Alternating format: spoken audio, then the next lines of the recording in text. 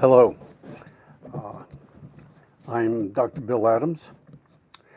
I'm going to begin with reading a brief abstract of what I will discuss later.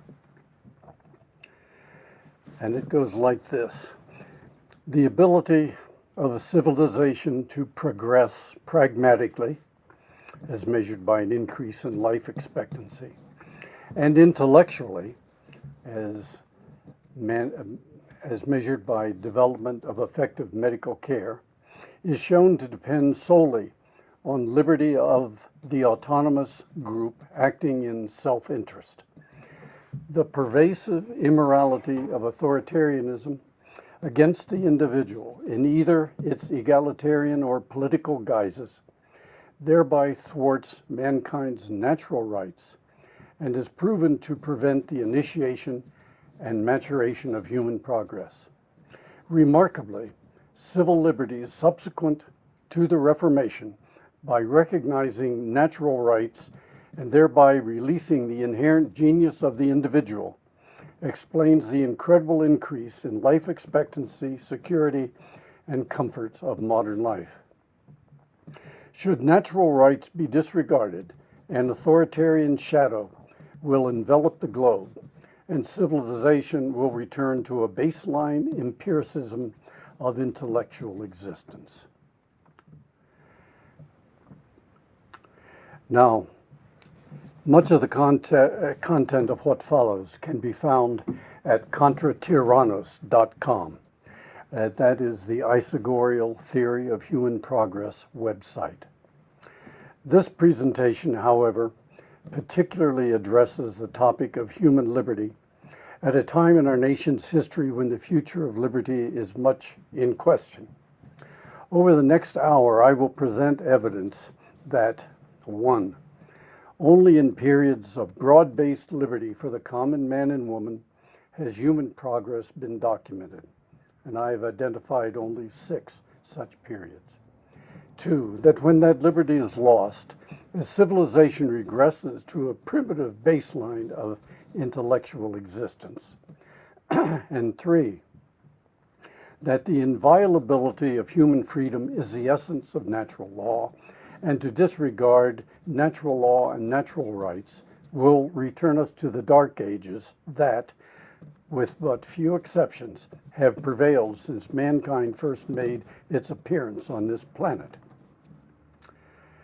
But following the Reformation in Europe and subsequent implementation of civil liberties, the prominence of the West in general, and America in particular, has placed a bridle on the authoritarian that has permitted a previously unimaginable increase in life expectancy, security, and material comfort for people around the world.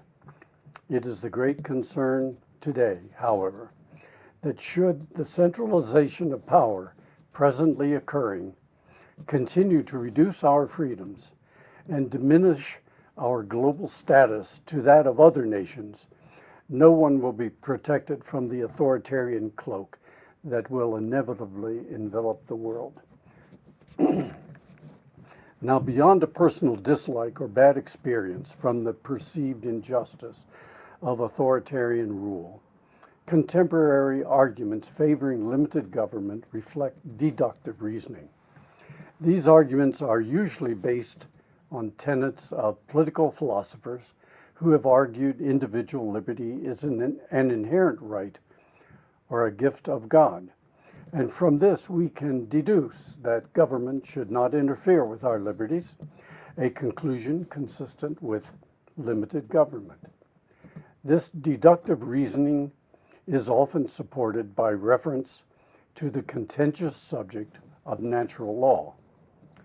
But to my knowledge, there has been presented no justification for limited governance using inductive reasoning.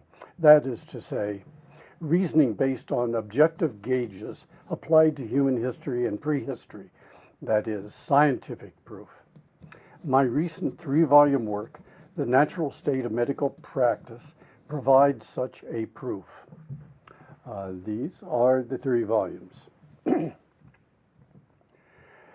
And so what follows is a summary of volumes 1 and 3 of The Natural State of Medical Practice. An abridgment has also been published entitled Medical Practice and the Common Man and Woman, A History. But a 700 pages and even more brief version has been requested, but one that includes all major salient points the unabridged work encompasses. That version I present here, and it roughly approximates the sequence of the abridgment's 38 chapters, with the understanding that much evidence supporting the work's conclusions and justification for including elements of circumstantial evidence is to be found only in the unabridged volumes. Now, some of what follows may seem unrelated to the main topic of human liberty, and that includes much that is pertinent to the practice of medicine. But it is through examining the history of medicine that I came to realize the vital importance of liberty in medicine's development and the grievous consequences of its withdrawal, from which evidence I now propose a theory that addresses both medical progress and human progress. Let me make a few more preliminary comments. I am a retired physician.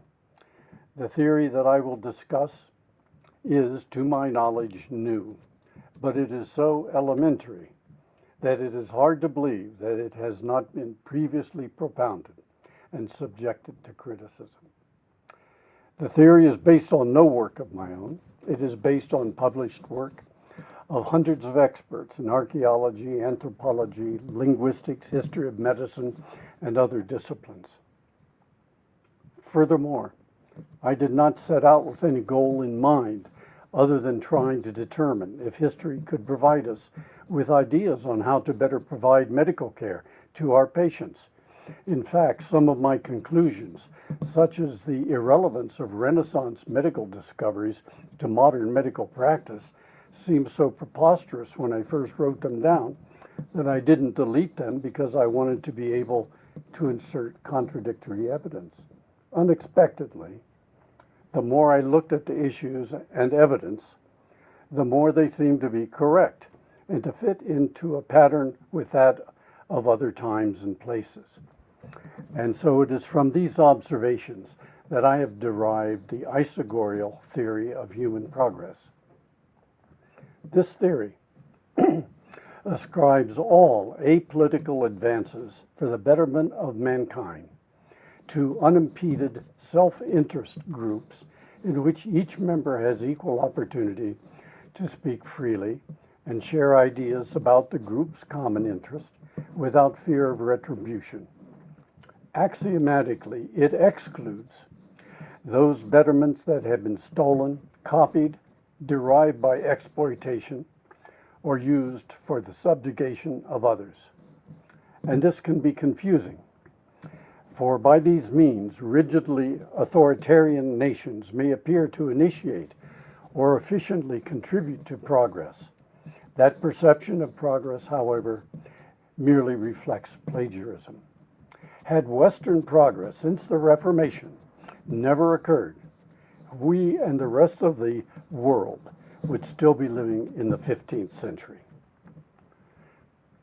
But I want to make clear that any condemnation of nations or civilization that follows must be understood to refer to their governance and to those who govern or contrive to govern, not to the common men and women who were or are vassals of such governments, and who in fact represent the heroes of my volumes. Now, the term isogorial is derived from two ancient Greek words, isos, referring to equality, and agora, which was a place for public assemblage. Thus, the meaning of isogorial is to have equal opportunity to speak freely in public assembly without fear of retribution. In a word, freedom of expression, and that, of course, is one of our natural rights. And so, to conclude this introduction, in my theory, human progress, like virtue, is impossible without freedom. and I know of no one, whatever his or her political opinion, that disagrees with the importance of liberty of the individual. In a sense, therefore, it should be a unifying theory, one that pits not person against person, instead enjoining all people to confront the dangerous centralization of power. But now, to proceed with the natural state of medical practice, a summary. Part 1.